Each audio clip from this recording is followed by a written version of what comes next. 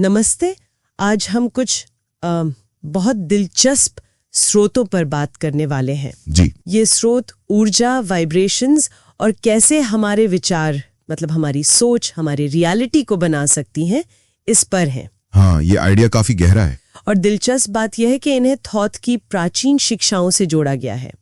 ऐसा लगता है कि हम शायद किसी खास ज्ञान की तरफ खिंचे चले आ रहे हैं। तो चलिए इस पे थोड़ी गहराई से बात करते हैं। बिल्कुल। देखिए, मूल विचार ये है कि ये जो यूनिवर्स है, ये हमारे वाइब्रेशंस मतलब हमारे विचार, हमारी भावनाएं, हमारे इरादे, इन सब पर रिएक्ट करता है। अच्छा। स्रोत बताते हैं कि ज्यादातर लोग तो अनजाने में ही मतलब जैसे ऑटो पायलट पर वाइब्रेट करते रहते हैं। हाँ, बिना सोचे समझे। और फिर नतीजे भी अक्सर वो नहीं मिलते जो वो असल में चाहते हैं। लेकिन मजे की बात यह है कि इन वाइब्रेशंस को हम खुद कंट्रोल कर सकते हैं, सचेत होकर। तो इसे करने का कोई तरीका भी बताया इन स्रोतों में? पहला कदम क्या हो सकता है? हाँ, बताया है। एक प्रैक्टिकल तरीका है पानी को चार्ज करना, सूरज की रोशनी से या चांद की रोशनी से। इसे सोलराइज या लूनराइज वाटर कहते हैं। ओके, सोलराइज या लूनराइज वाटर सुनने में तो काफी आसान लग रहा है। मतलब बस एक साफ कांच के ग्लास में पानी लेना है, फिल्टर्ड पानी। हाँ, फिल्टर्ड या मिनरल वाटर, और उसे कम से कम 30 मिनट के लिए सीधी धूप या चांदनी में रख देना है। बस इतना ही? नहीं, यहीं पर असल बात है। कुंजी है इरादे में। मतलब ये सिर्फ पानी बाहर रखना नहीं है। स्रोत कहते हैं कि सबसे जरूरी है अपना लक्ष्य तय करना, साफ तौर पर। लक्ष्य मतलब कैसा लक्ष्य? एनर्जी वाला लक्ष्य। जैसे मान लीजिए किसी शारीरिक दर्द से राहत चाहिए या इमोशनल शांति चाहिए, वो तय करना है।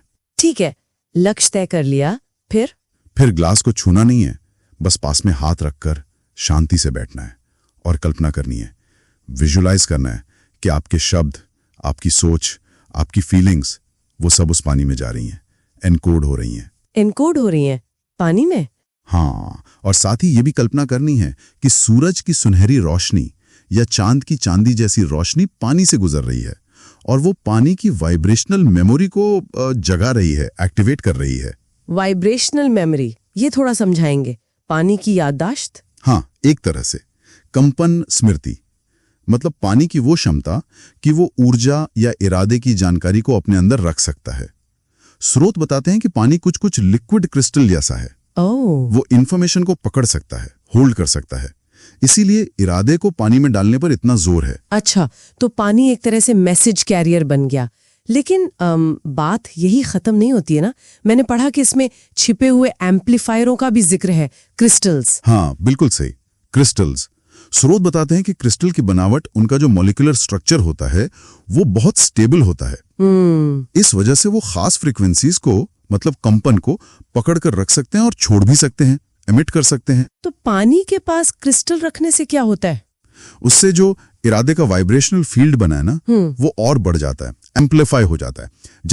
जैसे एक लेंस रोशनी को एक जगह फोकस करता है ना, हाँ। वैसे ही क्रिस्टल इरादे की एनर्जी को फोकस करने और मजबूत करने में मदद कर सकता है। ऐसा इन स्रोतों का मानना है।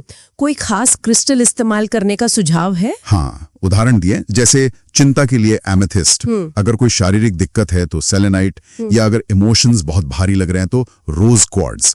मतलब इरादे के हिसाब से सही क्रिस्टल चुनना जरूरी है। वाह, पानी, इरादा, रोशनी और अब क्रिस्टल भी। हाँ। और रंगों का भी कुछ था शायद। हाँ, एक और परत है इसमें, रंगों की शक्ति। इन स्रोतों के अनुसार हर रंग का अपना एक खास वाइब्रेशन होता है, एक एनर्जी सिग्नेचर।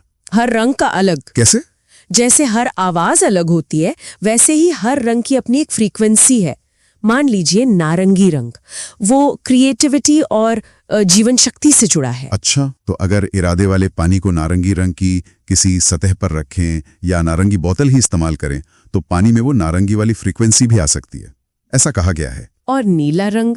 नीला रंग शांति से जुड़ा है, तो अगर शांति का इरादा है तो शायद नीला रंग मदद करे। तो अगर हम ये सब मिला दें, पानी इरादे को पकड़ रहा है, सूरज या चांद की रोशनी उसे एक्टिवेट कर रहा है, क्रिस्टल उसे बढ़ा रहा है, और रंग उसमें एक खास तरह की क्वालिटी डाल रहा है, ये तो पूरा एक सिस्टम बन गया। बिल्कुल सही कहा। ये साधारण सी दिखने वाली चीजें, पानी, रोशनी, क्रिस्टल, रंग, जब इन्हें सचेत इरादे के साथ इस्तेमाल किया जाए तो स्रोत कहते हैं कि ये एक जटिल एनर्जी फील्ड बना सकते हैं। और ये फील्ड हमारे वाइब्रेशन को बदलने में मदद कर सकता है। हाँ, ऐसा ही सुझाव है। ये ऐसा है जैसे हम सिर्फ एनर्जी रिसीव नहीं कर रहे हैं, बल्कि अपनी रियलिटी को बनाने में एक्टिवली हिस्सा ले रहे हैं, को क्रिएटर बन रहे हैं। तो मतलब ये स्रोत हमें अपनी एनर्जी और अपने आसपास की दुनिया के साथ ज्यादा होशपूर्वक काम करने के तरीके बता रहे हैं। जी। और इन लेखों में ये भी इशारा है कि ये तो बस एक शुरुआत है। अच्छा। और भी कुछ है। हाँ, संकेत हैं कि इस शक्ति को और बढ़ाने के तरीके भी हो सकते हैं। ऐसी छिपी हुई क्षमताएं हो सकती हैं जो इन बेसिक तरीकों से भी आगे जाती हैं। और यहीं पर एक बड़ा सवाल उठता है, इन चीजों के आपस में काम करने में और कितनी गहराई हो सकती है और आगे क्या है जो हम खोज सकते हैं। सही बात है, ये वाकई सोचने वाली बात है। हाँ, और ये कैसे जुड़े हैं और कैसे हम अपनी आंतरिक अवस्था को शायद बदल सकते हैं इनका इस्तेमाल करके। बिल्कुल। हमारे पास कुछ स्रोत हैं जो बताते हैं कि पानी, रंग, क्रिस्टल जैसी चीजें इसमें काम आती हैं। तो आइए इसी में थोड़ा गहरा उतरते हैं। स्रोत कहते हैं कि पानी को रंगों की आवृत्ति से प्रोग्राम किया जा सकता है। हाँ, जैसे नीला रंग। हाँ, नीला रंग गले के चक्र से जुड़ा है, ऐसा बताया गया है, शांति और स्पष्टता के लिए। सही। और गुलाबी रंग का भी जिक्र है, वो हृदय चक्र के लिए, प्रेम और मतलब भावनात्मक उपचार। लेकिन ये सिर्फ रंग मिलाना नहीं है ना? नहीं, बिल्कुल नहीं। दिलचस्प बात यही है, स्रोत इस पर काफी जोर देते हैं कि रंग के साथ आपका सचेत इरादा, मतलब आपकी स्पष्ट मंशा, वो जुड़नी चाहिए। अच्छा। बिना इरादे के ये बस एक क्या कहते हैं मैकेनिकल सी चीज है, खाली प्रक्रिया। तो मतलब जब रंग, ध्यान और ऊर्जा ये सब मिलते हैं, हाँ, तभी वो कंपन सिम्फनी बनती है, जैसा स्रोत कहते हैं। एक तरह का कंपनों का मेल जो सूक्ष्म स्तर पर काम करता है। ठीक है। तो ये इरादे वाली बात, ये कैसे काम करती है? मतलब सिर्फ सोच लेना काफी है? सिर्फ सोचना नहीं, बल्कि पूरी चेतना से उस इरादे को स्थापित करना। स्रोत बताते हैं कि इरादा ही वो चिंगारी है, वो जान है जो पूरी प्रक्रिया को एक्टिवेट करती है। समझ गया। बिना इसके रंग तो रंग ही है, पानी पानी है। इरादा उस ऊर्जा को एक दिशा, एक मकसद देता है।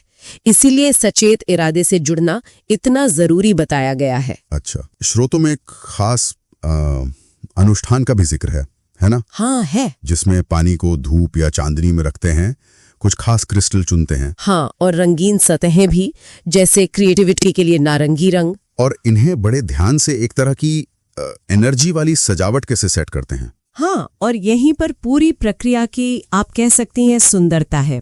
पानी प्रकाश सोख रहा है, रंग उस वाइब्रेशन को गाइड कर रहा है, क्रिस्टल उसे एम्पलीफाई कर रहे हैं। बिल्कुल। और आपका इरादा वो इन सब को जोड़ने वाली कड़ी है, एक अदृश्य धागा। लेकिन ये ऑटोमेटिक नहीं है। नहीं, बिल्कुल नहीं। असली काम तब शुरू होता है जब आप पूरी तरह से मतलब उस पल में मौजूद हो, सचेत, ध्यान मग्न। स्रोत इसकी तुलना करते हैं जैसे किसी वाद्य यंत्र को बहुत ध्यान से सुर में मिलाना पड़ता है। ये दिलचस्प है।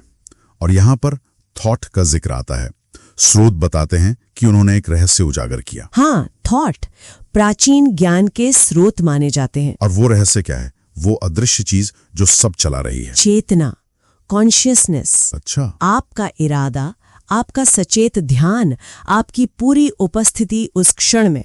इसके बिना वो पूरा सेटअप चाहे कितना भी सुंदर हो, वो खोखला है। तो असली बात कांच या रोशनी या क्रिस्टल में नहीं, असली बात है आपकी उस क्षण में मौजूदगी।